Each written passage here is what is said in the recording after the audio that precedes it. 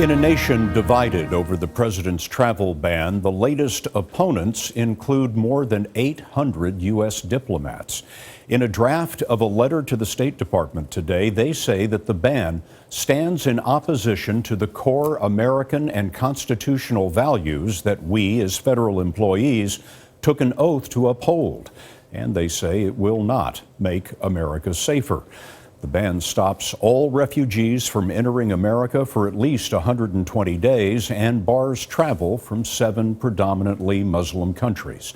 The Democrat temporarily running the Justice Department took a stand against the president's order and was fired by Mr. Trump last night. Here's Major Garrett at the White House.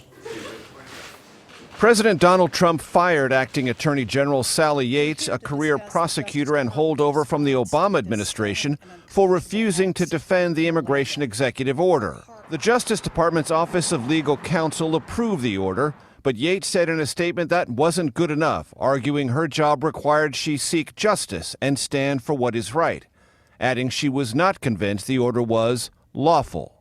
In a statement, President Trump said Yates betrayed the Department of Justice. White House Press Secretary Sean Spicer. And if you have a legally executed order and the Attorney General says, I'm not going to execute it, that clearly is a betrayal. Senate Democrats like Vermont's Patrick Leahy called the firing shameful.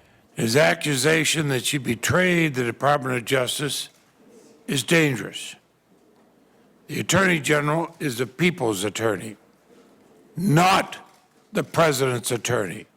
In her 2015 confirmation hearing, Yates was asked about the independence of the Justice Department by Alabama Republican Jeff Sessions, now Mr. Trump's nominee for Attorney General. But if the views the president wants to execute are unlawful, should the Attorney General or the Deputy Attorney General say no?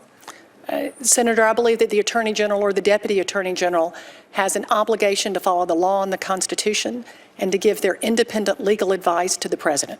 Sessions still awaits Senate confirmation. The new acting Attorney General, Dana Bente, has said he will defend Mr. Trump's policy. CBS News has learned Secretary of Defense Jim Mattis was incensed that the Pentagon was not consulted on the drafting of the order. Sources also said Secretary of Homeland Security John Kelly was not informed, something he denied today. We had people involved in the general drafting of it. Clearly, it was this whole approach was part of what then candidate Trump talked about for a year or two.